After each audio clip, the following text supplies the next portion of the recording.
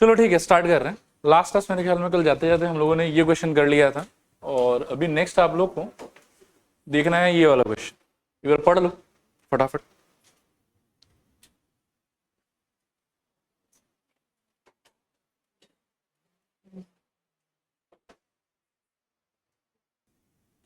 चलो ठीक है, देखो एक बार। सबसे पहले आप वापस से आइडेंटिफाई करने का ट्राई करो कल के तरह कि आपका काम क्या है, आप कर क्या रहे। तो आपको बोला जा रहा है कि 2 डाइस आर रोल्ड साइमल्टेनियसली, मतलब 2 डाइस है उसको आपने फेंक दिया, ये आपका काम हो गया। उसके अंदर प्रोबेबिलिटी डिस्ट्रीब्यूशन क्या चीज का मांगा हुआ है, तो आपसे मांगा हुआ है जो 2 डाइस आप फेंकेंगे उन दोनों पे कोई ना कोई नंबर आएगा 1 से लेकर 6 के बीच में। अब वो जो दोनों पे इंडिविजुअली नंबर आएगा उन दोनों का नंबर का जो सम होगा उस चीज का आपसे प्रोबेबिलिटी डिस्ट्रीब्यूशन मांगा हुआ है। तो सबसे पहले आपको ये देखना पड़ेगा कि उन दोनों का सम जो है वो कहां से कहां तक वेरी कर सकता है। ठीक है, तो आप जब इसको बिगिन करोगे तो देखो ये एक चार्ट मैंने बनाया है आप लोगों के लिए। ये 2 डाइस जब आप उछालेंगे तो ये सारा का सारा पॉसिबिलिटीज हो सकता है कि दोनों पे 1 आ जाए, 1 2 1 3 1 4 1 5 1 6 2 1 2 2 2 3 2 4 2 5 2 6, इस तरीके से पूरा सीक्वेंस चलता जाएगा। अब अगर आप यहाँ पर सम को नोटिस करने का ट्राई करेंगे ना कि दोनों के ऊपर में आया हुआ नंबर का जो सम है, तो सम का वैल्यू देखो ऐसा नहीं कि बहुत ज्यादा वैरायटी मिलेगा हम लोग को। ये वैरायटी जो है वो स्टार्ट होगा मेरे ख्याल में 2 से, कि 1 + 1 का आंसर कितना आ रहा है 2। Next number could be 3। अब 3 का देखो 2 पॉसिबिलिटी कि 2 1 आया तो भी सम 3 होगा, और 1 2 आया तो भी सम कितना होगा 3 होगा। नेक्स्ट जो सम का पॉसिबिलिटी है वो है 4। अब 4 का 3 फेवरेबल आदमी है, 3 1 2 2 1 3। फिर 4 के बाद में नेक्स्ट आदमी कौन है 5। 5 के बाद में आएगा 6 7 8 9 10 11, और लास्टली मैक्सिमम कितना हो सकता है 12। तो जो आप 2 डाइस उछालेंगे उन दोनों पे आया हुआ इंडिविजुअली जो नंबर्स है उन नंबर्स का सम का मिनिमम वैल्यू हो सकता है 2 और मैक्सिमम वैल्यू कितना हो सकता है 12। क्लियर है मेरे ख्याल में। अब आप सोचो कि यहाँ पर जिस रैंडम वेरिएबल का या जिस रूल का बात किया जा रहा है वो क्या है, वो है सम ऑफ द डिजिट्स। और सम ऑफ द डिजिट्स का वैल्यू हमने देखा कि स्टार्ट कहाँ से हो सकता है 2 से, और मैक्सिमम कहाँ तक जा सकता है 12 तक। तो एक्स का वैल्यू क्या क्या हो सकता है इस सिचुएशन में, सोचो जरा। x is equals to, it could be 2 3 4 5 6 7 8 9 10 11 and 12।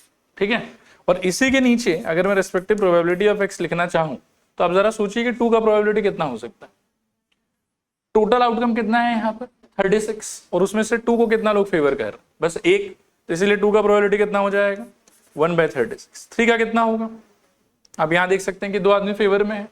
और यहां पर मैं चीज आपको नोटिस करवा देता हूं, देखो कि जैसे 2 के फेवर में 1 आदमी, 3 के फेवर में 2 आदमी है, 4 के फेवर में 3 आदमी है, और इस तरीके से अप टिल 7 तक ना ये चीज बढ़ता रहेगा।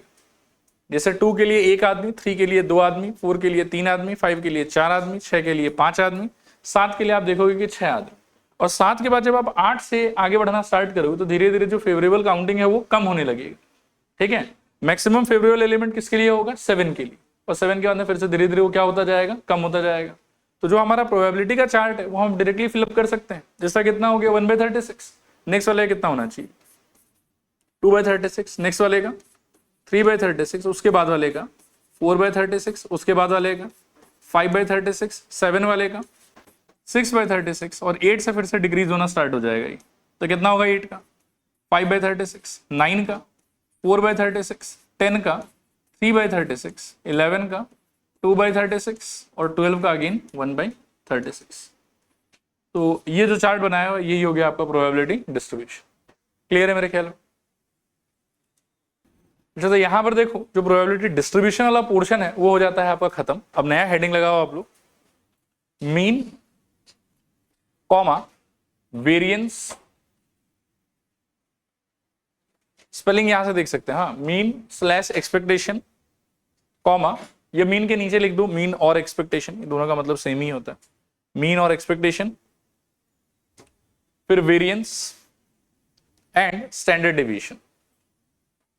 Mean, variance and standard deviation, mean का 2 नाम है, मीन भी कह सकते हो और एक्सपेक्टेशन भी कह सकते हो। अब इसका देखो फॉर्मूला समझाने से पहले मैं एक आपको एग्जांपल दिखाता हूं, इसको थोड़ा ध्यान से सोचो आप। मान लो कि आपका रैंडम एक्सपेरिमेंट है टॉसिंग ऑफ 2 कॉइन्स, ठीक है, और रैंडम वेरिएबल यानी कि x का मीनिंग है नंबर ऑफ हेड्स, ठीक है, और इस सिचुएशन में मैं अगर आपसे प्रोबेबिलिटी डिस्ट्रीब्यूशन टेबल मांगू तो आप क्या बना के दोगे बताओ? एक्स का वैल्यूज क्या क्या हो सकता है? आप 2 सिक्का उछाल रहे हैं और रूल के हिसाब से आप उसके अंदर में नंबर ऑफ हेड्स को काउंट कर रहे हैं, तो 2 सिक्का उछालने पे मिनिमम हेड कितना आ सकता है आपका? 0, और मैक्सिमम कितना आ सकता है? 2। तो आपके एक्स का वैल्यूज क्या क्या हो जाएगा? 0, 1, 2। और अगर प्रोबेबिलिटी ऑफ एक्स का बात करोगे तो 0 का प्रोबेबिलिटी कितना रहेगा? मेरे ख्याल में 0 के फेवर में एक ही आदमी होगा, कौन? टीटी। तो इसीलिए 0 का प्रोबेबिलिटी आई थिंक 1/4।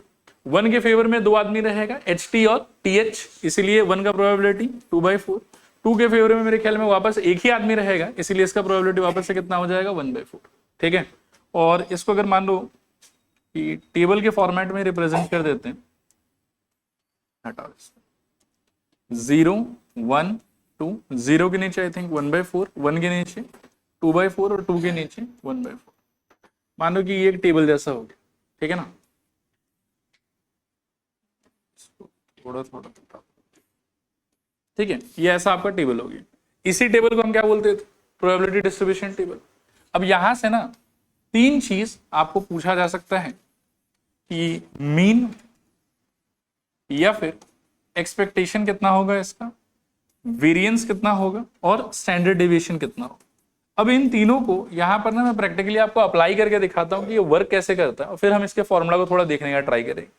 मीन का अंडरस्टैंडिंग ये होता है कि एक्स का वैल्यू और उसके रिस्पेक्टिव प्रोबेबिलिटी के वैल्यू का आप पेयर वाइज प्रोडक्ट करो, इन दोनों को मल्टीप्लाई करो। जैसे 0 का आप मल्टीप्लाई करोगे 1/4 से, 1 को मल्टीप्लाई करोगे 2/4 से, और 2 को मल्टीप्लाई करोगे 1/4 से। और जो भी ये प्रोडक्ट आया है आपका, इन सारे प्रोडक्ट को आपको करना है ऐड। तो मीन का देखो तरीका निकालने का ये होगा कि 0 इंटू उसका प्रोबेबिलिटी 1/4 प्लस 1 इंटू उसका प्रोबेबिलिटी आई विल से 2/4 और प्लस 2 इंटू उसका प्रोबेबिलिटी आई विल से 1/4। अब इसको सॉल्व करके जो भी आंसर आएगा उसी चीज को हम बोलेंगे इस सिचुएशन का मीन। ठीक है, तो सोचो आंसर कितना आएगा? मेरे ख्याल में 2/4 प्लस 2/4 1 ही हो जाएगा। और ये जो एक्सप्रेशन आपने लिखा है ना, इस चीज को ऐसा फॉर्मूला हम रिप्रेजेंट करते हैं समीशन PI XI या XI PI, जो भी बोलो आप, XI PI S। अब समीशन XI PI का मतलब क्या हुआ कि जो भी x है और जो भी उस x का प्रोबेबिलिटी, उन दोनों का पहले तो आप कर लो प्रोडक्ट, और फिर ऐसा जितना आंसर आपके पास में आएगा उन सारे आंसर्स को आप कर दो ऐड। समीशन का मतलब होता है ऐड करना, और यहां पर समीशन क्या चीज पे लगाया हुआ है? तो x और उसके प्रोबेबिलिटी के प्रोडक्ट पे लगाया हुआ है। तो पहले आपके पास में x का वैल्यू होगा, फिर उसी x का आपके पास में क्या होगा? प्रोबेबिलिटी होगा। तो पहला जॉब आपका ये है कि x और उसके प्रोबेबिलिटी को आप करिए मल्टीप्लाई पेयर वाइज, जितना पेयर है सबको करिए, और करने के अंदर जो भी जितना आंसर आपके पास में आया है प्रोडक्ट का, उन सारे आंसर को आप क्या कर दीजिए? ऐड। ठीक है, तो अप्लाई करने का तरीका देखो ये है, और फॉर्मूला देखने में आपके ऐसा हो।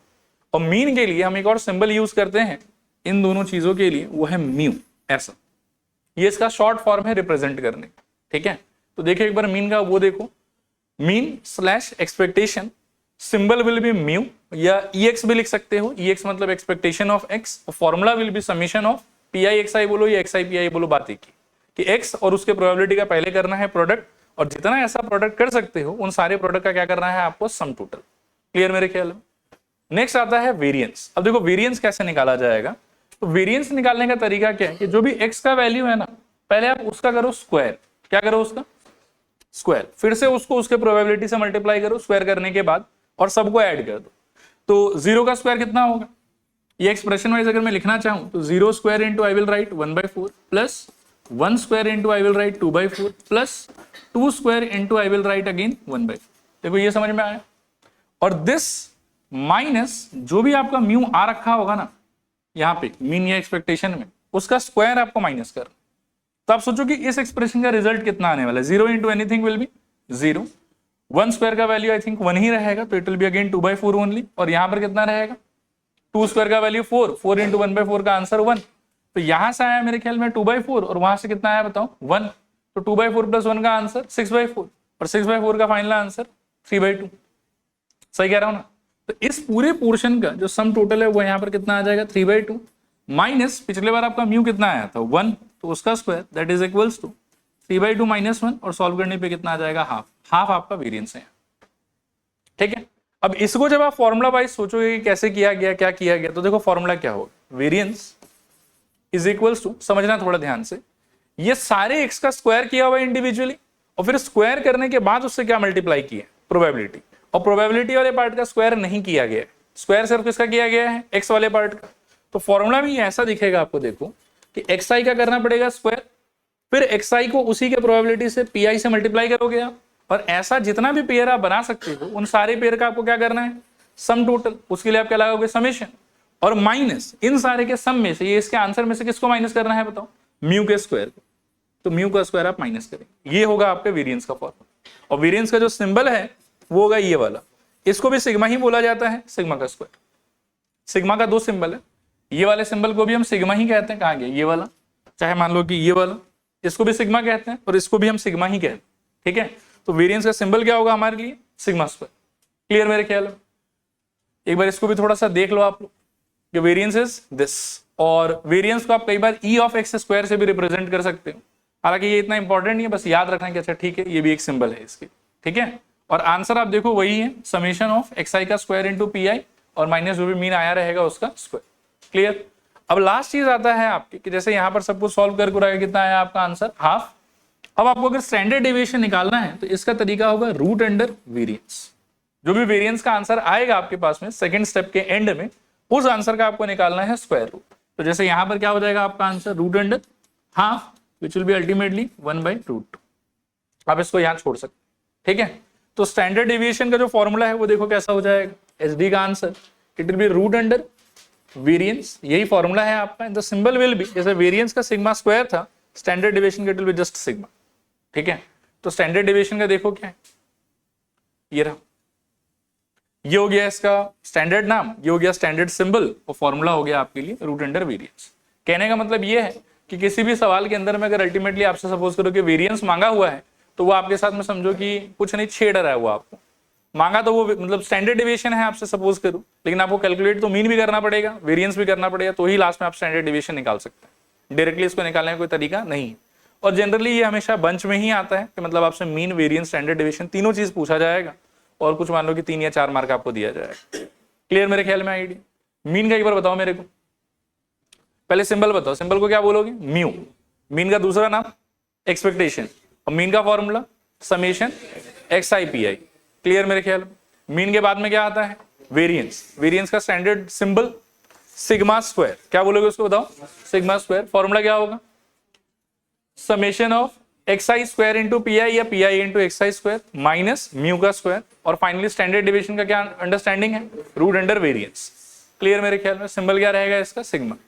और एक्सपेक्टेशन के पॉइंट ऑफ व्यू से मीन का एक और सिंबल होगा ई एक्स, और वेरिएंस का एक और सिंबल क्या होगा, ई ऑफ एक्स स्क्वायर।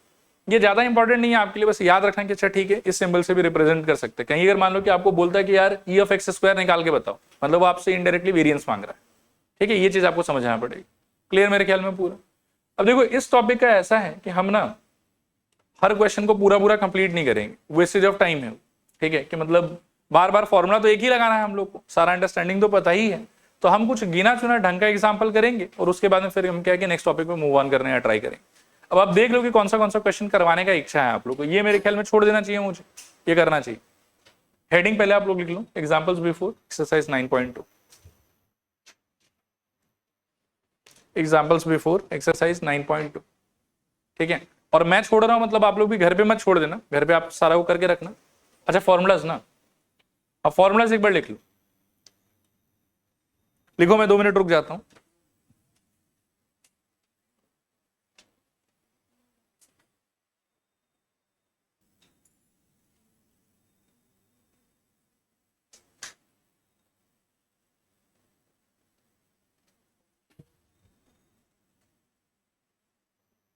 सिंबल भी सारा सारा कॉपी कर लेना, ताकि एग्जाम में याद रहे कि कौन सा सिंबल का मीनिंग क्या है। डन? लास्ट स्टैंडर्ड डेविएशन भी कॉपी कर लो।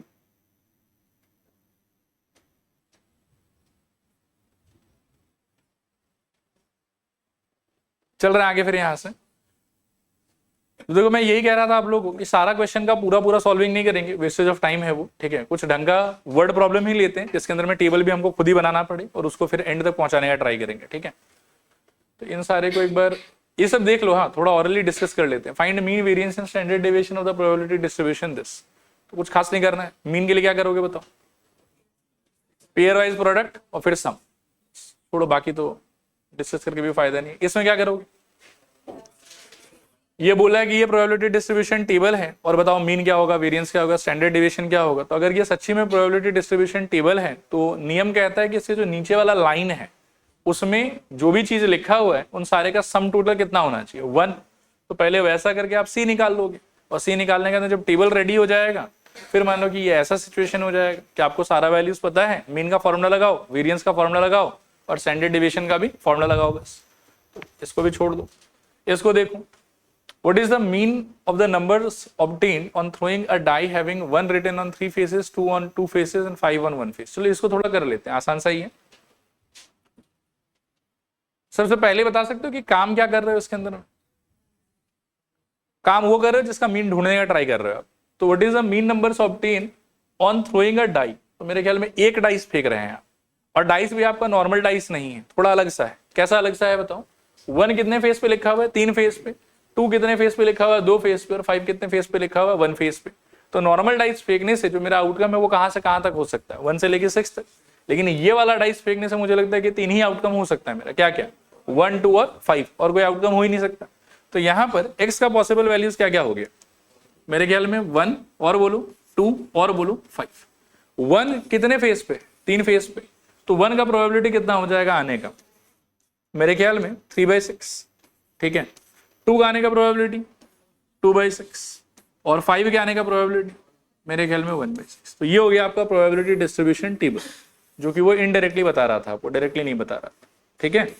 अब ये टेबल आने के बाद में आपसे क्या पूछा हुआ है, देखो यहाँ पर मीन पूछा हुआ है सर, तो आपको मीन निकालना है। तो लिखो mu is equals to EX is equals to summation XI into PI। This is equals to I think 1 into 3/6 plus 2 into 2/6 plus 5 into 1/6। सबके नीचे मेरे ख्याल में 6 ही रहेगा, तो एलसीएम 6 हो गया आपका। ऊपर से आएगा शायद से 3 प्लस 4 प्लस 5, तो ऑल टुगेदर कितना हो जाएगा 12, 12/6, और दिस इज इक्वल्स टू 2। तो यहां पर आपका मीन कितना आ जाएगा 2। क्लियर है मेरे ख्याल में। चलो आगे देखो, इसको देखो, find the mean variance and standard deviation of the number of tails in 3 tosses of a coin. करें तो 3 टॉस अगर कर रहे हो और नंबर ऑफ टेल्स को ऑब्जर्व कर रहे हैं, तो मिनिमम नंबर ऑफ टेल्स कितना आ सकता है 0, मैक्सिमम कितना आ सकता है 3। तो 0, 1, 2 एंड 3, ठीक है। अब एक बार थोड़ा रिकॉल करो कि 0 टेल कितने सिचुएशन में आया रहेगा, एक ही सिचुएशन में, कौन है बता सकते हो, हेड हेड हेड, ठीक है ना। तो इसका प्रोबेबिलिटी कितना हो जाएगा 1/8। एक टेल कितने सिचुएशन में आया रहेगा, देखो अगर नहीं समझ में आता है तो यहां पर साइड में कर भी सकते हो। हाँ, आपको एक ही टेल चाहिए, राइट, तो एक टेल और बाकी 2 पे क्या चाहिए, हेड। लेकिन एक टेल तो जरूरी नहीं है कि फर्स्ट पोजीशन पे ही आएगा, इसका वेरिएशन हो सकता है। ये टेल और कहां कहां आ सकता है, सेकंड पे भी आ सकता है, एक पॉसिबिलिटी ये वाला हो गया, थर्ड पे भी आ सकता है, एक पॉसिबिलिटी ये वाला हो गया। बाकी अगर ये भी याद ना रहे तो 3 कॉइन का जो स्टैंडर्ड सैंपल स्पेस उसको लिख के देख लेना एक बार, ठीक है। और एक टेल का सोचो, इससे ज्यादा और कोई सिचुएशन हो सकता है 3 सिक्का उछालने पे, यही 3 हो सकता है, और टोटल आउटकम कितना रहेगा 3 सिक्का उछालने पे 8। इसीलिए इसका प्रोबेबिलिटी कितना हो जाएगा बताओ, मेरे ख्याल में 3/8। 2 का मतलब क्या है, यहां पर 3 सिक्का उछाल के 2 टेल का आना। ध्यान से सब लोग सोच लो, 3 सिक्का उछाल के कितने टेल का आना, 2 टेल का आना। अब अगर 2 टेल लाना चाहते हो 3 सिक्का में, तो सबसे बेसिक क्या हो सकता है, टेल टेल हेड। लेकिन ये 2 टेल तो अलग अलग पोजीशन पे भी आ सकता है, तो क्या क्या पोजीशन हो सकता है सोचो, THT और क्या हो सकता है HTT। आई थिंक इस 3 के अलावा और कोई सजेशन नहीं होगा आपके माइंड में, ठीक है। तो इसका प्रोबेबिलिटी भी कितना हो जाएगा बताओ, 3/8। और 3 का मतलब क्या है, यहाँ पर 3 सिक्का उछाला और तीनों बार टेल आए, ऐसा कितना सिचुएशन है, सिर्फ एक। तो इसका प्रोबेबिलिटी कितना हो जाएगा बताओ, 1/8। ये हो गया आपका प्रोबेबिलिटी डिस्ट्रीब्यूशन टेबल, ठीक है। अब इसके आगे आपको यहां पर भी क्या चाहिए, मीन चाहिए। तो मीन निकालने के लिए आप वही लिखो, mu is equals to E of x is equals to मेरे ख्याल में summation PI into XI। Solve करने पे मेरे ख्याल में 0 इंटू 1/8 प्लस 1 इंटू 3/8 प्लस मेरे ख्याल में 2 इंटू 3/8 एंड प्लस मेरे ख्याल में 3 इंटू 1/8, ठीक है। फर्दर सॉल्व करने पे मेरे ख्याल में सबके नीचे 8 ही है, यहां से 0, 3 प्लस 3 प्लस 3 शायद नहीं, हाँ ठीक ही लग रहा है। अच्छा नहीं 6 होगा बीच में। दिस इज इक्वल्स टू नीचे 8, फर्स्ट वाले से 3, सेकेंड वाले से 6 और थर्ड वाले से फिर से 3, तो 12 हो गया शायद। 12/8 और 4 से काटोगे तो 3/2 या फिर 1.5। यहां पर हालांकि और भी चीज सब पूछ रखा है। नेक्स्ट आपको क्या पूछा है बताओ, वेरिएंस। वेरिएंस का सिंबल ये वाला, this is equals to VAR is equals to, चाहो तो एक बार फॉर्मूला भी लिख ही दो, summation xi² into PI minus mu का स्क्वायर। अब xi² का अगर सोचोगे तो पहला था शायद 0, तो 0 का स्क्वायर इंटू 1/8 प्लस 1 का स्क्वायर इंटू 1 के लिए था 3/8, so 3/8 प्लस 2 का square into again 3/8 and plus 3 का स्क्वायर इंटू 1/8 और माइनस पिछली बार मीन आया था हम लोग के 3/2। देखो ये आया समझ के नहीं आया समझ, रिपीट करूं किसी पार्ट को, क्लियर है एकदम क्लियर है। एलसीएम देख लो कितना आएगा, 8 ही आएगा शायद। ऊपर का सोच लो, यहां से तो 1 इंटू 3 3, यहां से 4 इंटू 3 12 और यहां से 9 इंटू 1 तो मेरे ख्याल में 9, ठीक है ये रहेगा आपकी। और माइनस वहां से कितना रहेगा 9/4 शायद। अभी इन दोनों का सम 15, 15 और 9 मेरे ख्याल में 24/8 माइनस 9/4, काटोगे तो शायद 3 और एलसीएम लोगे तो 4, तो 12 माइनस 10 3/4 आपका आंसर। क्लियर है मेरे ख्याल में। और लास्ट आपको क्या चाहिए यहाँ पर, एक सिंबल में थोड़ा गड़बड़ में कर रहा था, सिग्मा स्क्वायर होना चाहिए था इसका, और सिग्मा इक्वल्स टू क्या हो जाएगा, standard deviation is equals to root under variance. अब रूट अंडर वेरिएंस करोगे तो क्या आ जाएगा बताओ, रूट अंडर 3/4। ठीक है, समय है तो इसको कैलकुलेट करने का ट्राई करो, नहीं समय है तो छोड़ दो कोई बात नहीं। ठीक है, जैसे थोड़ा तो शायद कर ही सकते हो, ये हो जाएगा रूट अंडर 3/2। और एक और चीज ना, आप लोग ऐसे नोट लिख के रख लो, 3-4 वैल्यू मैं बता देता हूं, ये काम आएगा। 1.41, root 3 will be 1.73 and root 5, इसका वैसे एक बार कैलकुलेटर मार के चेक कर लेना, लग तो रहा है कि 2.23 होना चाहिए, बाकी थोड़ा ऊपर नीचे भी हो सकता है। ये बार चेक कर लो तो कोई एक आदमी 2.23 है कि नहीं।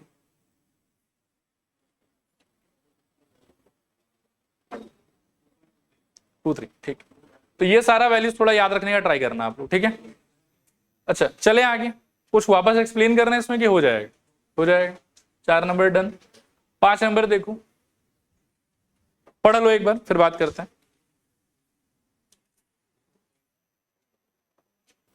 चलो धीरे धीरे बात करते हैं। सबसे पहले बताओ कि आपका कॉम्पोजिशन कैसा है। 20 बास्केट है जिसमें 6 डिफेक्टिव है, तो कैन यू टेल मी कि इस लाइन का इंटरप्रिटेशन क्या होगा। टोटल बास्केट, एक बार हम क्वेश्चन पे नहीं जा रहे हैं, बस अब मेरे को कॉम्पोजिशन बता। टोटल बास्केट 20, अच्छा कितना है खराब कितना है, अच्छा 6 और खराब 14। अच्छा उल्टा बोल दिया, खराब 6 और अच्छा 14। ये ना पहले ही दिमाग में क्लियर कर लेना, हाँ, कि 20 का बाइफर्केशन ये है कि 16 यहां पर क्या है गुड, और अच्छा रुक जाओ, हाँ गड़बड़ कर दिया, 14 गुड और 6 क्या है आपके लिए बैड, ये याद रखना। आगे पढ़ो, ये बोल रहे कि sample of 2 baskets are drawn at random without replacement. ये विदाउट रिप्लेसमेंट बहुत इंपॉर्टेंट है हमारे लिए, ठीक है, विदाउट रिप्लेसमेंट। तो 2 बास्केट निकालना है, तो आपका काम क्या हो गया कि इस टाइप का कॉम्पोजिशन आपके सामने पड़ा हुआ था, उसमें से आपको 2 बास्केट निकालना, वो भी कैसे निकालोगे, विदाउट रिप्लेसमेंट निकालोगे। आगे देखो क्या बोल रहा है कि prepare the probability distribution of the number of defective basket. अब आप सोचो कि जब आप 2 बास्केट निकालते हो, ठीक है ना, तो मैक्सिमम मिनिमम डिफेक्टिव बास्केट का क्वांटिटी कितना हो सकता है आपके ड्रॉज में। मेरे ख्याल में 0 मिनिमम हो सकता है और मैक्सिमम कितना हो सकता है 2। तो जो x का वैल्यू है वो तो नंबर ऑफ डिफेक्टिव बास्केट को ही रिप्रेजेंट कर रहा है, आपके चॉइस ऑफ बास्केट। तो x का वैल्यू कहां से कहां तक वेरी कर सकता है यहाँ पर, मेरे ख्याल में 0, 1 और कहां पर, क्लियर यहां तक। अब आप थोड़ा ध्यान से सोच के मेरे को एक्सप्लेन करो कि यहां पर इस 0 का मीनिंग क्या है। वो इनकम्प्लीट है, उसका वाला सही कि 2 निकाला और उसमें एक भी खराब बास्केट नहीं आया। 2 निकाला, ये तो किया ही है आपने, और उसके अंदर में खराब बास्केट एक भी नहीं आया। तो अगर खराब बास्केट एक भी नहीं आया मतलब दोनों का दोनों कैसा आया होगा, अच्छा बास्केट आया होगा। तो कल ही हम डिस्कस कर रहे थे कि विदाउट रिप्लेसमेंट के सारे सिचुएशन में हम कॉम्बिनेशन की तरफ जा सकते हैं। तो यहां पर भी मैं कॉम्बिनेशन के रास्ते जाऊंगा। यहां पर आप काम क्या कर रहे हैं, 2 बास्केट निकाल रहे हैं। कितने बास्केट में से, 20 में से। शुरू में जब कोई स्पेशल चॉइस नहीं है तब तो कुछ भी आ सकता है। तो आप 20 बास्केट में से कितना बास्केट निकाल रहे हो, 2। तो इसका प्रोबेबिलिटी अगर मैं आपको एक्सप्लेन करूं कि P ऑफ 0 का आंसर क्या होगा, तो डिनोमिनेटर में इट शुड बी 20C2। और फिर जो आपका ये डिजायर है ना x = 0 पाने का, आपको इसका मीनिंग समझना पड़ेगा। इसका मीनिंग यहाँ पर क्या है कि 2 निकालोगे तो सही, लेकिन खराब उसमें एक भी नहीं आना चाहिए। खराब अगर एक भी नहीं आना चाहिए तो दोनों का दोनों कैसा आना चाहिए, अच्छा आना चाहिए। अच्छा का क्वांटिटी कितना है आपके पास में, 14। और आप चाहते हैं कि दोनों अच्छा आ जाए आपके पास में, तो ऊपर क्या आना चाहिए बताओ, 14C2। बार बार पता नहीं क्या होगा, 14C2। अभी नीचे इसको सॉल्व करोगे तो 20 का क्या हो जाएगा बताओ, 20 × 19/2 × 1। और ऊपर क्या हो जाएगा, 14 × 13 अगेन 2 × 1। 2 × 1 2 × 1 गॉन। आपका आंसर है 14 × 13 डिवाइडेड बाई 20 × 19। इसको मैं बोलूंगा कि ऐसे छोड़ दो आप, यहाँ 14 × 13 बाई 20 × 19। देखो आया समझ के नहीं आया समझ, ठीक है। 1 एक्सप्लेन कर सकते हो, 1 का मीनिंग क्या है यहाँ पे, नहीं आप पहले मेरे को मीनिंग बताओ, क्योंकि धीरे धीरे जब कॉम्प्लिकेट होगा ना तो आपको यही चीज है वो हेल्प करेगा, आपका अंडरस्टैंडिंग, ठीक है ना। तो 1 का इंटरप्रिटेशन बताओ। 2 निकालोगे, एक खराब आएगा और एक अच्छा आएगा। अब आप इसके हिसाब से यदि प्रोबेबिलिटी कैलकुलेशन करते हैं यहाँ पे, तो देखिए क्या होगा। अब आप सोचेंगे कि आपको निकालना है P ऑफ 1, तो नीचे तो अभी भी 20C2, क्योंकि सब में से 2 निकालोगे आप। ऊपर आपका चॉइस है कि एक अच्छा एक खराब चाहिए आपको, तो 14C1 एक अच्छा और 6C1 एक खराब। दिस इज इक्वल्स टू, नीचे आ जाएगा आई थिंक 20 × 19 बाई अगेन 2 × 1, और ऊपर आएगा शायद 14 × 6। So this is equals to 14 × 6 upon 20 × 19, और यहां पर रहेगा × 2, ठीक है। तो आपका आंसर यहां हो जाएगा 14 × 6 × 2 अपॉन में मेरे ख्याल में 20 × 19। अब आप सोचोगे 2 का मीनिंग क्या है, 2 निकाल रहे हो और दोनों का दोनों कैसा निकल रहा है, खराब निकल रहा है कि अच्छा निकल रहा है, सोच लो एक बार।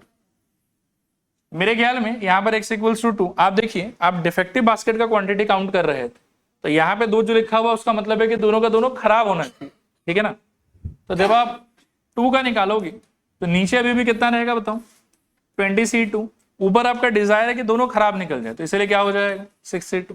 सॉल्व करने पे ये रिजल्ट देगा आपको 6 × 5 अपॉन अगेन 20 × 19। तो यहां आ जाएगा आपके पास 6 × 5 बाई आई थिंक 20 × 19। अब यहां से आपको बोला है कि ये तो हो गया आपका प्रोबेबिलिटी डिस्ट्रीब्यूशन टेबल। आपको फर्दर जाना है कहां पे, क्या निकालने के लिए, EX, यानी कि मीन निकालना है आपको। चलिए मीन निकालते हैं।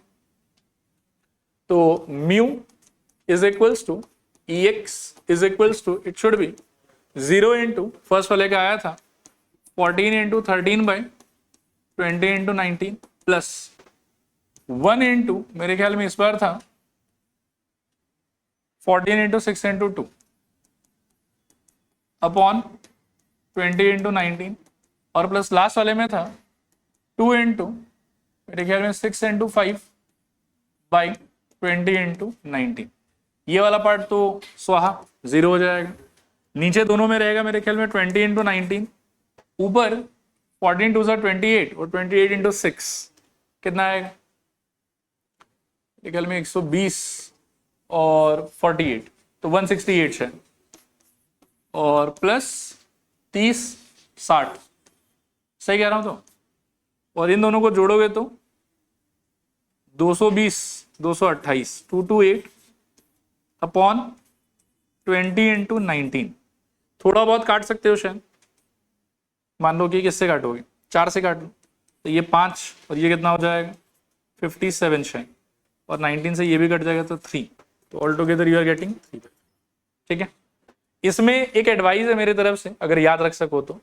आप कहना है कि बहुत बार आपके मन में लालच आएगा, कट रहे हैं आप, काट लेते, ठीक है, ये यहाँ पे कट रहा है, काट लेते हैं, वो गलती लेकिन मत करना, क्योंकि उससे क्या क्या आपका काम डबल हो जाएगा। आप काट वाट के यहाँ तो लिख देंगे, लेकिन जब आपको ये एक्सप्रेशन ऐड करने के लिए बोला जाएगा तो फिर से आपको एलसीएम एलसीएम लेके बहुत कचरा करना होगा यहाँ पे। तो बेटर क्या है कि किसी को भी मत काटो, नहीं काटने से आपको फायदा है क्योंकि सबका डिनोमिनेटर ऑलरेडी सेम रहेगा, तो आपको एलसीएम अलग से लेने का झमेला नहीं है। फटाफट ऊपर जो भी नंबर आएगा उसको मल्टीप्लाई करके एड करो और फटाफट आपका आंसर आ जाएगा। So try to avoid cancellation in this situation, ऐसे का ऐसे ही छोड़ दो, ठीक है। तो मेरे ख्याल में बस मीन ही पूछा था यहाँ पे, तो हो गया हमारा आंसर कंप्लीट, ठीक है। अगला क्वेश्चन देख रहे हैं, पढ़िए और हो सके तो खुद से करिए। देखो किसी भी क्वेश्चन में अगर विदाउट रिप्लेसमेंट या विथ रिप्लेसमेंट कुछ भी ना बोला हुआ रहे तो बाय डिफॉल्ट हम उसको विदाउट रिप्लेसमेंट ही मान के चले, ठीक है। अगर विथ रिप्लेसमेंट करना होता तो ये बात उसको मेंशन करना पड़ेगा, ठीक है। कुछ नहीं बोला तो मतलब विदाउट रिप्लेसमेंट। करो फटाफट, खुद से ट्राई करो सब लोग, मैं भी धीरे धीरे कर रहा हूं थोड़ा सा। ये कह रहा है कि 4 bad oranges are accidentally mixed with 16 good oranges. Composition क्या होगा, टोटल ऑरेंज कितना होगा आपका 20, इसमें 16 क्या होगा गुड और 4 क्या होगा बैड। ये आपके दिमाग में एकदम क्लियर होना चाहिए पहले। फिर ये बोल रहा है कि find the probability distribution of number of bad oranges, okay, in a draw of 2 oranges. तो अगर आप 2 ऑरेंज निकाल रहे हैं तो मिनिमम बैड ऑरेंज कितना आ सकता है आपका 0, नेक्स्ट 1, नेक्स्ट 2 मेरे ख्याल में। अब आपको लिखना है इनका प्रोबेबिलिटी। तो फिर से देखो आपको सोचना पड़ेगा कि 0 का इंटरप्रिटेशन क्या है यहाँ पे, कि 2 ऑरेंज आप निकालेंगे खराब एक भी नहीं आएगा, ठीक है ना। तो उसका प्रोबेबिलिटी हो जाएगा मेरे ख्याल में नीचे इट विल बी 20C2, खराब एक भी नहीं चाहिए तो सारा अच्छा चाहिए, तो ऊपर it will B 16C2। Solve करने पे this will give us 16 into 15 और नीचे से मेरे ख्याल में 20 इंटू 19, बाकी 2 इंटू 1 ऊपर नीचे कैंसिल हो जाएगा, ठीक है। मेरे ख्याल में 1 का मीनिंग 2 ऑरेंज निकालेंगे, एक अच्छा आएगा और एक खराब आएगा, तो इस बार न्यूमरेटर क्या हो जाएगा आपका, एक अच्छा एक खराब ना।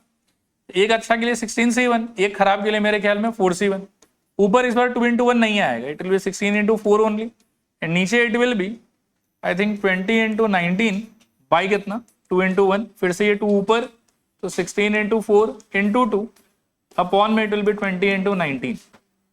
इसका फिलअप करेंगे हम लोग, this is going to be 16 into 15 sorry 16 into 4 into 2 by मेरे ख्याल में 20 इंटू 19। और लास्टली 2 का मीनिंग होगा कि 2 निकाला और दोनों खराब ही आया, तो दोनों को यदि खराब करना है तो इट शुड बी 4C2। इस बार ऊपर नीचे दोनों जगह 2 इंटू 1 आएगा, दैट विल गेट कैंसल्ड। तो ऊपर आपके पास बचेगा शायद 4 इंटू 3 और नीचे बचेगा आपके पास में 20 इंटू 19। तो यहां आएगा मेरे ख्याल में कितना सोचो 4 इंटू 3 बाई 20 इंटू 19, ये आना चाहिए। और क्या पूछा हम लोग को, मीन वेरिएंस स्टैंडर्ड डेविएशन सभी पूछ लिया है, ठीक है। तो मीन के लिए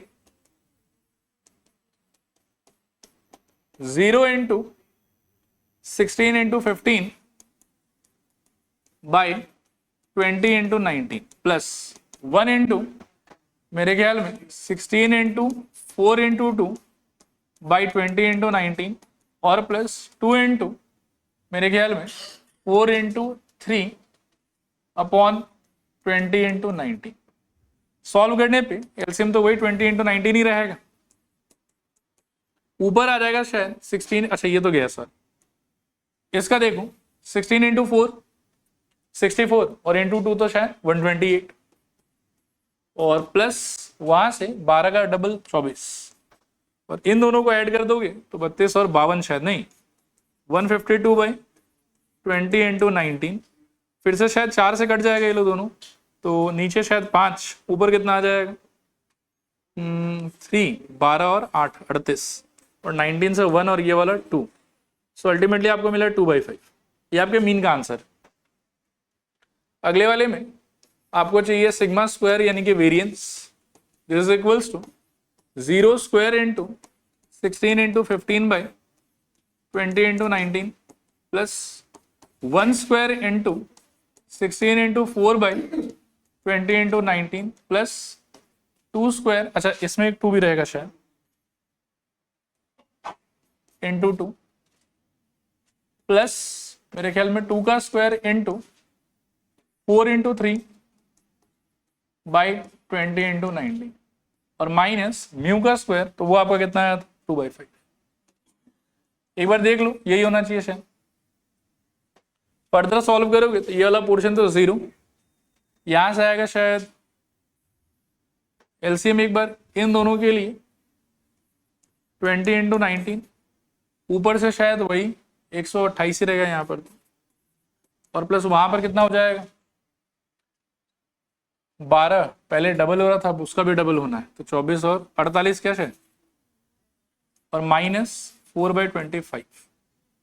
ठीक है, इन दोनों का सम 56 और शायद से 196 डिवाइडेड बाई 20 इंटू 19 माइनस 4/25, और काटोगे तो शायद 4 से वापस कट जाएगा ये, तो नीचे मेरे ख्याल में 5, ऊपर कितना आ जाएगा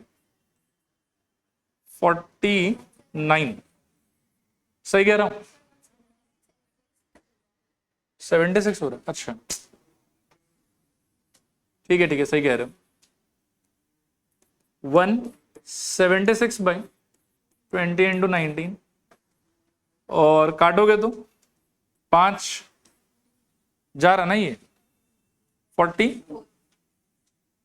ठीक है, और तो नहीं कटेगा कुछ शायद, ये कटेगा नहीं, ठीक है 19/5 से। या देखो यहां से फिर से थोड़ा सा ना हम लोग स्मार्ट प्ले कर सकते हैं, इन दोनों में से कुछ कॉमन आता हुआ फील हो रहा है क्या आपको, 4/5 कॉमन आ रहा है तो उसको आप ले लो, तो 4/5 चला गया बाहर, अंदर क्या बचेगा आपके पास में, यहां पर शायद 11/19 और वहां पर शायद 4/5 गया ना, तो 1/5 शायद, सही कह रहा हूं क्या, ठीक है।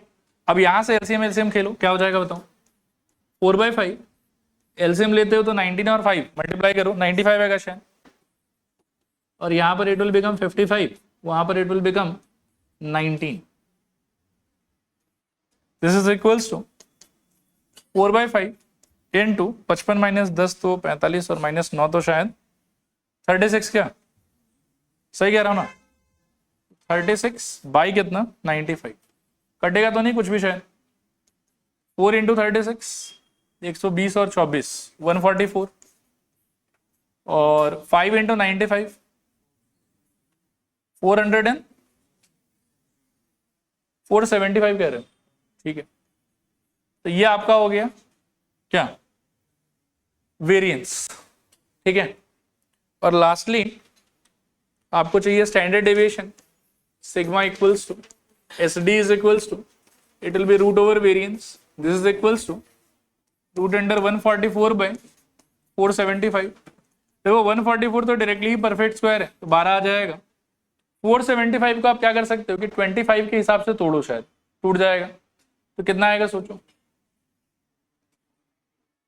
4 चौका 16, 16 3 19 बार आएगा शायद, ठीक है, सही कह रहा हूं ना, मतलब this will be root under, इसको अगर तोड़ू मैं तो 19 इंटू 25 होना चाहिए, क्या पक्का ना, 19 अटक जाएगा शायद और 25 बाहर आ जाएगा आप, so this is going to be 12 upon I think 5 root under 19, और थोड़ा और मैथ्स का प्रोटोकॉल अगर फॉलो करें हम लोग, it will be 12 root under 19, rationalise कर दो इसको तो 95, ऐसा कुछ, ऊपर नीचे रूट 19 से मल्टीप्लाई कर दिया तो नीचे वाला रूट हट गया और 19 इंटू 5 वो बन गया आपका 95।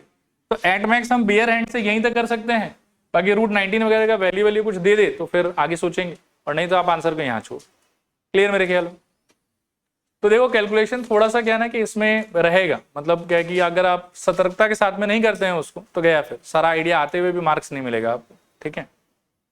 चलिए आगे बढ़ रहे हैं, अगला क्वेश्चन।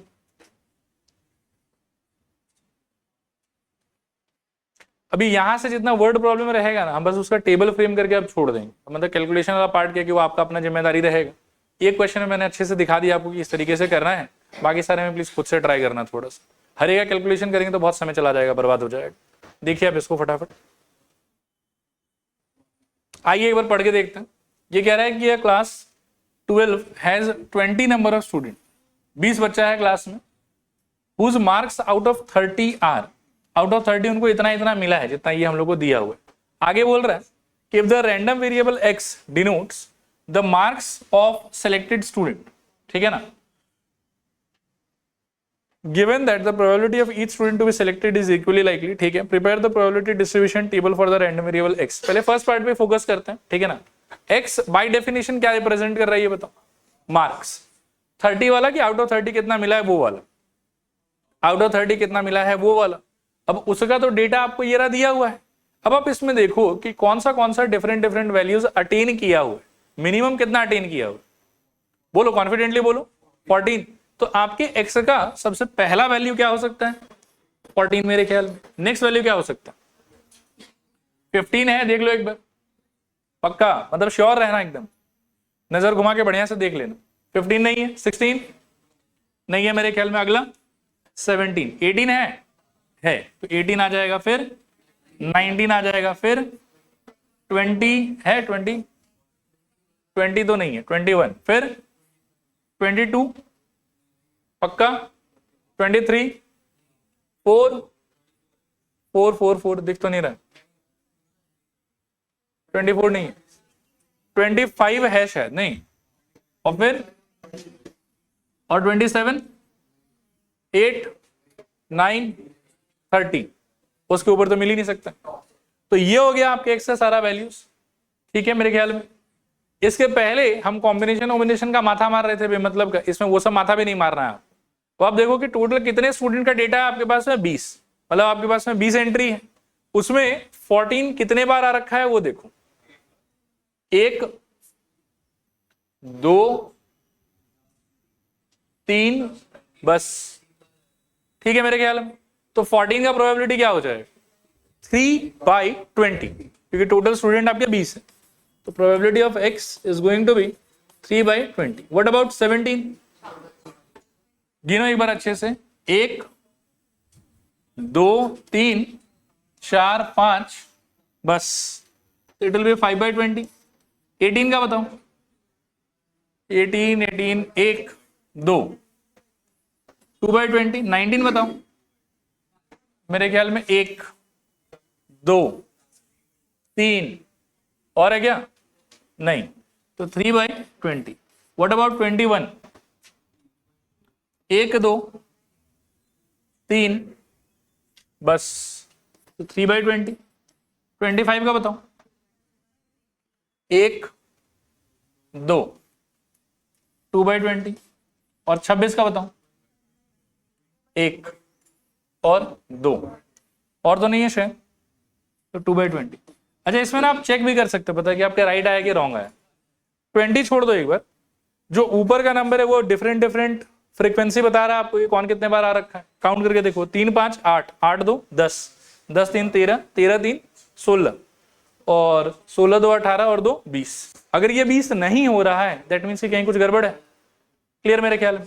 बाकी फिर मीन वेरिएंस स्टैंडर्ड डेविएशन हो तो खुद से निकाल लोगे आप, चलेगा। अच्छा, इक्वली लाइकली क्या है, इक्वली लाइकली का मतलब ये है कि रैंडमली आप जो बच्चा सेलेक्ट करेंगे उसका सबका आने का चांसेस बराबर है।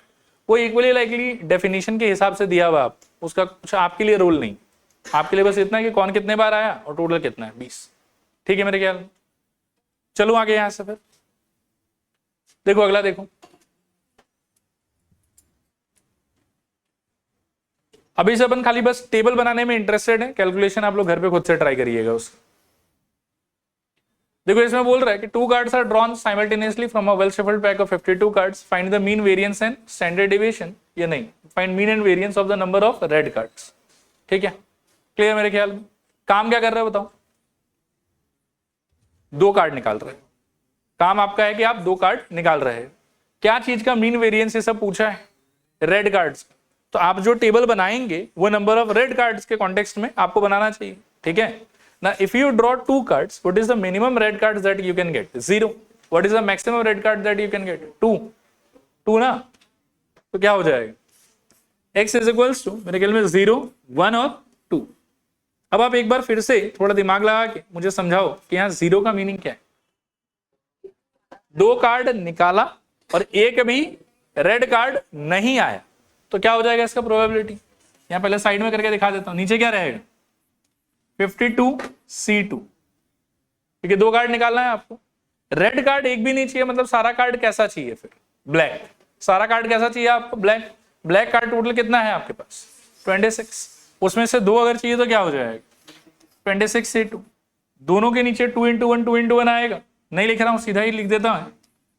26 इंटू कितना? 25, और नीचे मेरे ख्याल में 52 इंटू 51। काटना वटना मत, नहीं तो बाद में दिक्कत होगा। तो 26 इंटू 25 अपॉन मेरे ख्याल में 52 इंटू 51। 1 का मीनिंग क्या है? 2 कार्ड निकाला, एक रेड आया और एक ब्लैक आया। तो एक रेड का संख्या कितना है? 26। उसमें से एक चाहिए तो क्या हो जाएगा? 26 ही हुआ। और एक अगर रेड आया तो दूसरा क्या आएगा फिर आपका? ब्लैक। ब्लैक का भी टोटल अवेलेबिलिटी कितना है? 26। चाहिए आपको एक, तो इंटू 1। अब इसमें 2 इंटू 1 नहीं आएगा तो इसका 2 ऊपर आ जाएगा। So it is going to be how much? 26 into 26 into 2 upon में मेरे ख्याल में 52 इंटू 51। और 2 का मीनिंग है कि 2 निकाला, दोनों का दोनों रेड ही आया।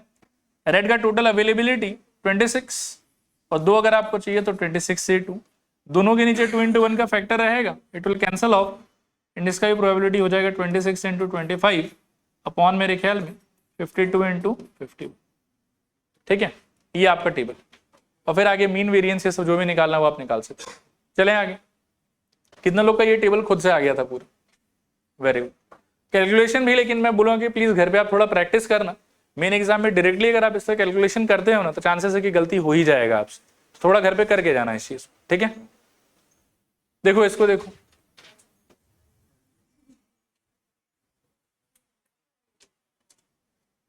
देखो आप बात करते हैं। ये बेसिकली मैं अगर आपको सच सच बताऊं तो this question is exactly same as ये क्वेश्चन जो हम छोड़ के आ रहे थे, इसके जैसे। इसमें और उसमें कोई अंतर नहीं। इसमें बस इतना है कि टेबल ढंग से बना के दे दिया है, और उसमें क्या है कि टेबल का सारा इंग्रेडिएंट, सारा का सारा मसाला जो है वो वर्बली आपको बताया हो, तो उस वर्बल डिस्क्रिप्शन को आपको टेबुलर फॉर्मेट में कन्वर्ट करना है, बस इतना ही डिफरेंस है। ठीक है, तो पहला काम उस सवाल में हम यही करने जा रहे हैं कि जो भी वर्बली डिस्क्राइब करके हमको दिया हुआ है, let us try to make a table out of it. ठीक है, तो मैं टेबल को भी यही बना देता हूं। आप लोग एक बार लिखना मत, पहले अच्छे से समझ लो और फिर मैं टाइम दे दूंगा, लिख लेना आप। यहां देखो, आप इस डिस्क्रिप्शन को पढ़ो। Let X denote the number of hours a person watching television during randomly selected day. Okay, the probability of x can take values xi has the following form where k is some unknown constant. तो xi का value क्या क्या दिया हुआ? 0 हो सकता है, 1 हो सकता है, 2 हो सकता है, 3 हो सकता है, और अदरवाइज हो सकता है। अब जिस किसी भी चीज का प्रोबेबिलिटी का वैल्यू 0 दिया हुआ ना, आप उसको टेबल में लिखने का जरूरत नहीं, क्योंकि किसी का प्रोबेबिलिटी अगर 0 हो गया तो वो कभी हो ही नहीं सकता, और उससे हमको कोई कंसर्न ही नहीं है। तो xi इज इक्वल टू 0, इसका प्रोबेबिलिटी 0 है कि कुछ ना कुछ नंबर है, कुछ ना कुछ नंबर है, तो ये आपको लेना चाहिए वहां। ओके, तो x का सबसे पहला वैल्यू क्या हो जाएगा आपके लिए? 0। नेक्स्ट है 1, तो 1 आप यहां पर लिखो, फिर है 2 भी लिखो, 3 भी लिखो, फिर मेरे ख्याल में अदरवाइज को हम छोड़ देंगे, क्योंकि अदरवाइज से प्रोबेबिलिटी कितना हो जा रहा है? 0। नेक्स्ट, अगर प्रोबेबिलिटी वाला एस्पेक्ट हमको फिलअप करना है यहाँ पे, सोचो क्या होगा अगर आप xi इक्वल्स टू 0 लेते, उसका प्रोबेबिलिटी कितना आ रखा है बताओ? 0.2। इसके नीचे आप डायरेक्टली लिख दो 0.2। ठीक है, 1 के लिए ये वाला फॉर्मूला है आपके पास में, k इंटू एक्स आई। तो xi का वैल्यू अगर आप इसमें 1 प्लेस करते हो तो ओवरऑल यहां से क्या निकलेगा? k ही निकलेगा। तो 1 के नीचे क्या बिठाना चाहिए आपको? k। अगर 2 लेते हो xi का वैल्यू तो यहां बिठाने पे क्या हो जाएगा? 2k। तो इसके नीचे आपको क्या लिखना चाहिए? 2k। और फिर 3 के लिए it is this k into 5 minus X I. तो 3 बिठाने पे 5 माइनस 3 2, और 2 इंटू के का वैल्यू फिर से कितना हो जाएगा? 2k। तो ये है आपका प्रोबेबिलिटी डिस्ट्रीब्यूशन टेबल। देखो आया समझ के नहीं आया? ठीक है, मेरे ख्याल में यहां से अगर आपको k चाहिए तो नीचे वाले रो का सारा एंट्री का सम कितना होना पड़ेगा? 0 की 1 मेरे ख्याल में यहीं पर कर देता हूं, 0.2 plus k plus 2k plus 2k should be equals to 1। तो 4 1 5, 5k is equals to I think 0.8. So 5k is equals to 8 by 10 and k is equals to 8 by 50. ऐसा कुछ आएगा शायद, चलेगा? और काटोगे तो क्या हो जाएगा? 4/25 भी कह सकते, ठीक है। सो यहां पर बेसिकली ये सारा तो आ ही रखा था, इनका जो रेस्पेक्टिव वैल्यूज है वो नीचे फिलअप कर देते हैं। तो ये कितना हो जाएगा 4/25, ये वाला हो जाएगा मेरे ख्याल में 8/25 और नेक्स्ट वाला भी हो जाएगा मेरे ख्याल में 8/25। तो ये आपका टेबल रेडी हो गया। अब इसके बाद में जो भी चीज पूछा हुआ है वो आप धीरे धीरे सोच सोच के जो है वो आंसर करने का ट्राई कर। तो सबसे पहले क्या पूछा था आपसे, वैल्यू ऑफ की, वो तो ढूंढ लिया, कितना आया 4/25, खुद ही फिलअप कर लेना इसको। नेक्स्ट क्या देखो, what is the probability that the person watches 2 hours of television on a selected day. अभी 2 आवर्स का मतलब क्या है, एग्जैक्टली 2, 2 से ज्यादा, 2 से कम, एग्जैक्टली 2। अब एग्जैक्टली 2 का प्रोबेबिलिटी आपको मिलेगा टेबल से। x का वैल्यू 2 होगा, इसका प्रोबेबिलिटी कितना है 8/25। तो सेकंड क्वेश्चन का आंसर हो जाएगा, देखना ध्यान से, इसका आंसर होना चाहिए, पहले आपको लिखना चाहिए p of 2 and this is equals to how much 8/25। नहीं, इसका और भी पार्ट है थोड़ा सा, डन मेरे ख्याल में। सी पार्ट में देखो क्या पूछा है कि what is the probability that the person watches at least 2 hours of television on a selected day.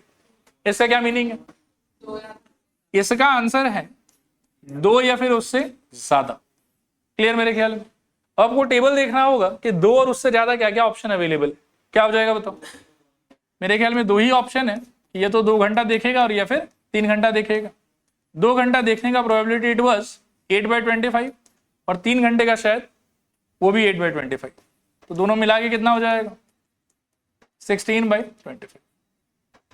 Next question है what is the probability that the person watches at most 2 hours of television on a selected day. तो at most 2 hours का मतलब x का value 2 या उससे क्या होना चाहिए कम, ज्यादा से ज्यादा 2 होना चाहिए या फिर उससे क्या हो सकता है कम। अब 2 या फिर उससे कम, फिर से टेबल देखूं क्या क्या ऑप्शन, 0 है, 1 है और 2 है, तो क्या हो जाएगा बताओ। मेरे ख्याल में probability of 0, 1 and probability of 2। 0 का प्रोबेबिलिटी कितना दिया हुआ 0.2, ये सॉल्व करोगे तो 2/10 भी लिख सकते हो, प्लस 1 का शायद से 4/25 और प्लस इसका 2 का कितना था 8/25। सॉल्व करोगे एलसीएम आप कितना ले पाओगे इसका 50 शायद, वो करोगे, चलो ठीक है, वो भी बुरा आइडिया नहीं। इसको काटोगे तो शायद ये 1/5 हो जाएगा, फिर अब 25 ही रखो एलसीएम और यहां से आ जाएगा फिर 5 + 4 + 8, तो 12, 5, 17/25। ये आपके डी का आंसर हो गया। फिर ई का आंसर देखो, कैलकुलेट द मैथमेटिकल एक्सपेक्टेशन। इसका क्या मतलब है, पर एक नया पेज ले लेता हूं, थोड़ा ज्यादा गंदा हो गया इसमें। मैथमेटिकल एक्सपेक्टेशन मतलब मीन पूछा है आपसे, करेक्ट। करो कैलकुलेट करो आप लोग अपने एंड पे। मीन अगर चाहिए मेरे को तो mu is equals to I will say E of x और आना चाहिए आपका कितना, देखो 0 × 0.2 प्लस 0 के अलावा it was 1 × I think 4/25, 2 × 8/25 and plus 3 × again 8/25। ये पार्ट तो स्वाहा, सबका एलसीएम 25 और ऊपर आ जाएगा मेरे ख्याल में 4, 16 और 24, तो 44, तो 44/25। ये आपका क्या हो गया मीन। और वेरिएंस और स्टैंडर्ड डिवीजन का मेहनत खुद से कर लेना, एक ही बात है, बस कैलकुलेशन करना है आपको, ठीक है। चले आगे फिर देखिए,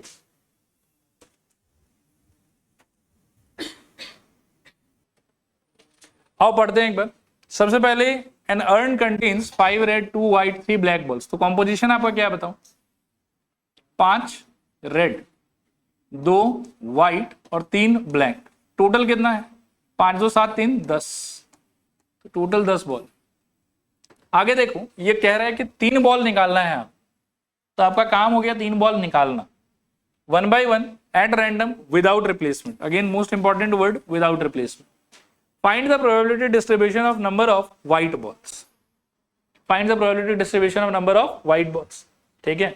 अब ध्यान से थोड़ा सोचना, यहां पर कुछ कुछ मान लो कि गड़बड़ भी हो सकता है, ठीक है ना। टोटल बॉल आप कितना निकाल रहे हो 3, उसमें मिनिमम वाइट कितना हो सकता है? 0। मिनिमम वाइट 0, फिर 0 के बाद क्या हो सकता है? 1, फिर क्या हो सकता है? 2, और फिर जनरली क्या हो सकता था? 3। लेकिन यहां एक रेस्ट्रिक्शन है कि व्हाइट बॉल तो मैक्सिमम 2 ही है आपके पास। आया बात समझ? तो आप क्या है कि 3 तक जा पाओगे कि नहीं जा पाओगे? वैसे तो नहीं जा पाओगे, लेकिन एक काम ये कर सकते हो कि 0 1 2 3 रखेंगे हम, 3 वाले का प्रोबेबिलिटी ऑटोमेटिकली क्या हो जाएगा? 0, क्योंकि वो कभी हो ही नहीं सकता। आया बात समझ? लिखो x क्या क्या ले सकता है?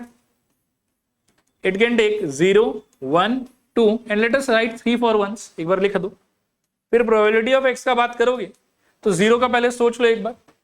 0 का मीनिंग है कि 3 बॉल निकालना है 10 में से, तो 10C3, और वाइट एक भी नहीं चाहिए। तो नॉन वाइट बॉल कितना है टोटल आपके पास में? 8। उस 8 में से कुछ भी ले लो आप, तो ऊपर क्या हो जाएगा बताओ? 8C3। सॉल्व करने पे नीचे आएगा मेरे ख्याल में 10 इंटू 9 इंटू 8 अपॉन 3 2 1, और ऊपर आएगा मेरे ख्याल में 8 इंटू 7 इंटू 6 अपॉन 3 2 1। 3 2 1 3 2 1 गॉन, और आपके पास बचा ये वाला। तो 8 into 7 into 6 by 10 into 9 into 8। ठीक है, एक व्हाइट बॉल का मतलब है कि 3 बॉल तो निकालना है, उसमें से व्हाइट एक होना चाहिए। तो व्हाइट एक होना चाहिए। व्हाइट कितना है आपके पास में? 2, तो 2C1।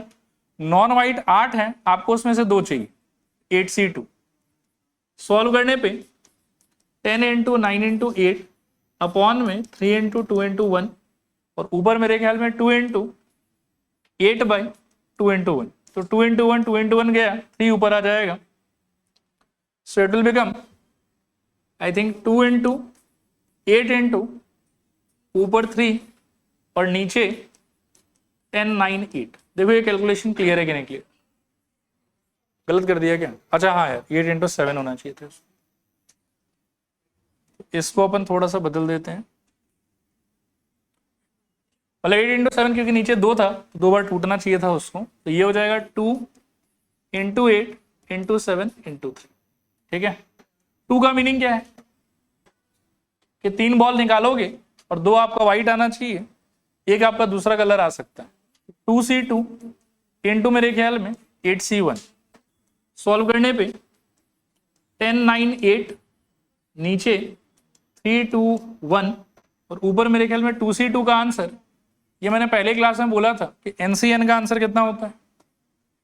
1। ये याद रखना है। और NC0 का आंसर भी 1 होता है, ये भी याद रखना है। इसका आंसर अल्टीमेटली 1 हो जाएगा। 8C1 का आंसर 8 ही रहेगा, तो नीचे से मेरे ख्याल में 6 जाएगा ऊपर, it will B 8 into 6 upon में मेरे ख्याल में कितना? 10 इंटू 9 इंटू 8, और 3 का मतलब है you are dreaming to get 3 white balls, जबकि एक्चुअली 3 व्हाइट बॉल तो है ही नहीं। इसका बिना कैलकुलेशन किए ही आप प्रोबेबिलिटी क्या बोल सकते हो? 0। आप इसको लिखना है अवॉइड भी कर सकते हो, बाकी लिख के आप प्रोबेबिलिटी 0 भी कर सकते हो, तो कोई फर्क पड़ेगा नहीं। क्लियर मेरे ख्याल में? अब इसके आगे मीन, वेरिएंस और स्टैंडर्ड डिवीजन तो निकाल सकते हो। हाँ, 3 व्हाइट बॉल को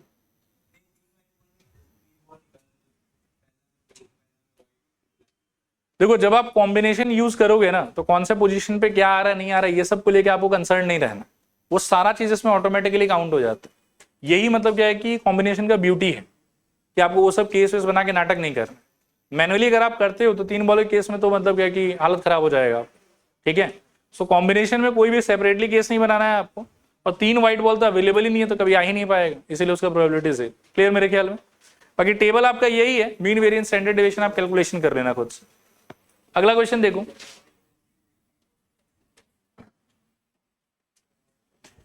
चलो देखो एक बार। In a game a man wins ₹5 for getting a number greater than 4। मतलब समझ लेना कि अगर 5 या 6 कुछ हिट हुआ, 4 से बड़ा नंबर, ठीक है ना, तो उसको ₹5 मिलेगा। And loses ₹1 otherwise. तो लूज कौन से सिचुएशन में करोगे आप? डाई से फेंक रहे हो ना, 1 2 3 4, इनमें से कुछ अगर आया तो यू विल लूज, और अगर 5 या 6 आया तो यू विल गेन। क्लियर मेरे ख्याल में?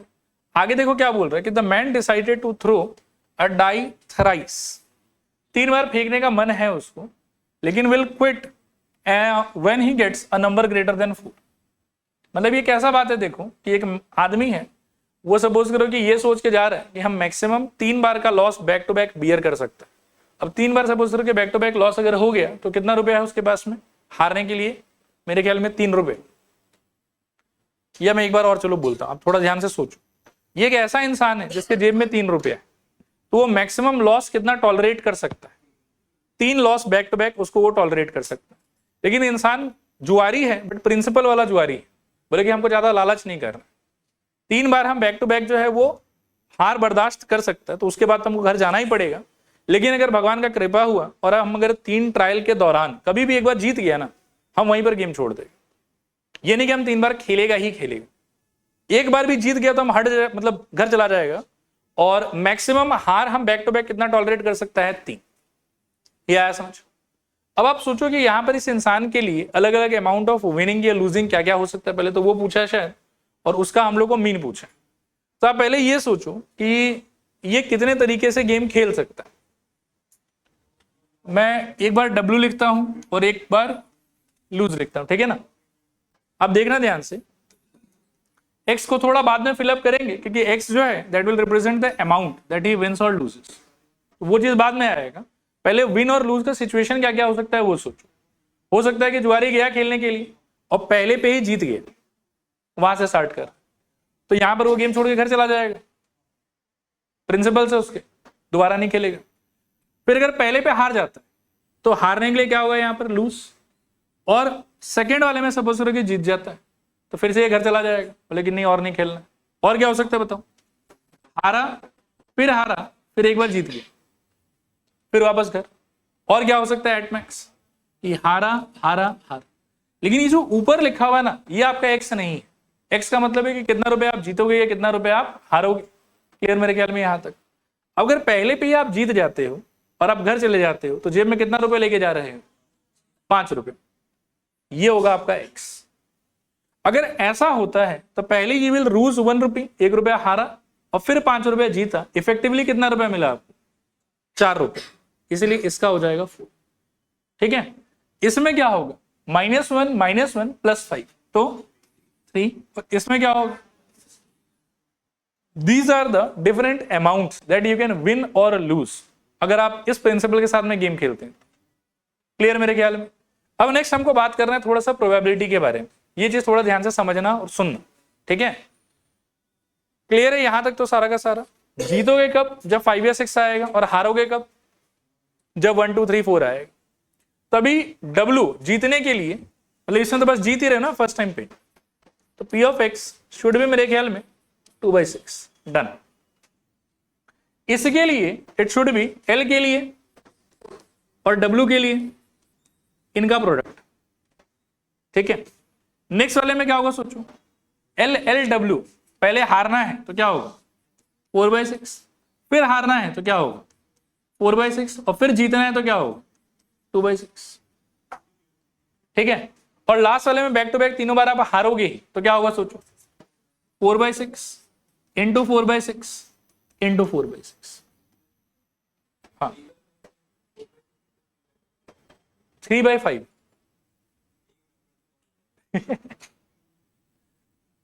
सोचो, डाइस है, डाइस को आप बोल सकते हो कि तुम आगे आप मत आना। अच्छा देखो सुनो, मैं क्वेश्चन को एक बार और आपको एकदम डिटेल में शुरू से लेकर अंत तक डिस्कस करके बताता हूं। आप पेन वेन छोड़ के मस्त आराम से सुनो एक बार, और कहीं कोई डाउट हो तो बता। ठीक है?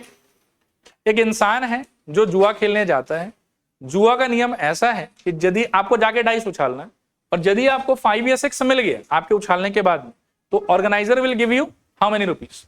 5 रुपीज। और अगर 1 2 3 4 आया तो यू आर सपोज टू पे 1 रुपी, 1 रुपया आपको देना है। क्लियर मेरे ख्याल में? इंसान जो है उसके जेब में मान लो कि 3 रुपया है, तो वो maximum loss back to back कितना अफोर्ड कर सकता है? 3 लॉस अफोर्ड कर सकता है।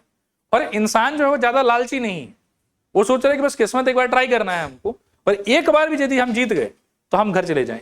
ये नहीं कि बस खेलते रहेंगे। ठीक है ना? अब इस इंसान का विनिंग और लूजिंग का सिचुएशन क्या क्या हो सकता है, पहले आपको ये सोचें। और क्लियरली क्वेश्चन में दिया हुआ है कि पहले विन के बाद में he will go home and maximum loss that he can bear or he can tolerate is back to back 3 losses। ठीक है? So the different situations that could occur, that could happen are these, कि हो सकता है कि वो गया, try किया, पहले में ही जीत गया और जीत के घर चला गया, क्योंकि लालची तो था नहीं वो। फिर उसके बाद में क्या हो सकता है कि पहले पे क्या पता उसने ट्राई किया लेकिन वो हार गया, तो अगर हारा है तो घर तो नहीं जाएगा, थोड़ा और खेलेगा। सेकेंड टाइम फिर से ट्राई किया, किस्मत चमक गया इस बार, मान लो कि जीत गया वो, लेकिन प्रिंसिपल वाला आदमी है कि और आगे नहीं खेलना है, फिर जीत गया तो चलो घर चलो। फिर क्या हो सकता कि पहले पे ट्राई किया हारा, दूसरे पे ट्राई किया हारा, तीसरे पे ट्राई किया लक चमका जीत गया, लालची नहीं है घर चला गया। और क्या हो सकता है कि तीनों बार में हार गया, अब इससे ज्यादा इसके पास में पैसा ही नहीं है, अब इससे ज्यादा सपोज करके खेलता है और हार जाता है तो कुटाएगा वहां पे वो, इसीलिए बोलता है कि चलो यहाँ 3 बार हारने के बाद में भी घर चलो। क्लियर है? तो ये हो सकता है आपका डिफरेंट डिफरेंट सिचुएशन। लेकिन आपको मीन या एक्सपेक्टेशन क्या चीज का चाहिए, विनिंग का लूजिंग का, या अमाउंट विनिंग और अमाउंट लूजिंग का, अमाउंट विनिंग अमाउंट लूजिंग का। तो ये जो विनिंग लूजिंग का हमने ट्रैक बनाया है, ऐसा कोई काम नहीं, काम किसका होगा, अमाउंट का। तो अगर ये सिचुएशन हुआ रहता तो ऑर्गेनाइजर उसको 5 रुपए देता और वो लेके घर चला जाता, इसीलिए इसका 5। इसमें 1 रुपया पहले हारा और 5 रुपए फिर जीता, तो इफेक्टिवली ऑर्गेनाइजर इसको कितना देगा, 4 रुपए, इसीलिए 4। इसमें हारा हारा जीता तो 2 रुपया गया, 5 रुपया आया, इफेक्टिवली जेब में 3 रुपया आया। इसमें हारा हारा हारा तो 3 रुपया गया इसकी जेब से। क्लियर मेरे ख्याल में? अब ये हो गया कि वो अमाउंट कितना जीत रहा है, कितना हार रहा है। फिर आता है प्रोबेबिलिटी। अब इसमें क्या है कि देखो विथ रिप्लेसमेंट विदाउट रिप्लेसमेंट का लॉजिक काम नहीं करेगा, डाइस है ना, तो सब ट्रायल पे प्रोबेबिलिटी सेम ही रहता है। आपको क्या करवाना है वो आप सोच लो। तो विनिंग के लिए आपको क्या करवाना है, 5 या 6 में से कुछ, ठीक है। तो विनिंग के लिए आपका प्रोबेबिलिटी कितना हो जाएगा, 2/6। लूजिंग के लिए यू हैव टू हिट 1 2 3 4, इसीलिए पहले लूजिंग के लिए 4/6 और लूजिंग के बाद में विनिंग के लिए 2/6। नेक्स्ट वाले में लूजिंग लूजिंग विनिंग, तो लूजिंग के लिए 4/6, फिर लूजिंग के लिए 4/6 और फिर विनिंग के लिए 2/6, और लास्ट में तीनों लूज ही करना है तो 4/6 इंटू 4/6 इंटू 4/6। ये जो बना ये क्या बना आपका, प्रोबेबिलिटी डिस्ट्रीब्यूशन टेबल। लेकिन आपको टेबल चाहिए था कि एक्सपेक्टेशन चाहिए था, expected value of the amount he wins और लूजेस, तो आपको यहां पर चाहिए मीन। मतलब इसके आगे आपको एक स्टेप और करना होगा, 5 into this, 4 into this, 3 into this, -3 into this, solve करो, जो भी आता है that is the expected amount of winning या मीन ऑफ विनिंग। क्लियर मेरे ख्याल में?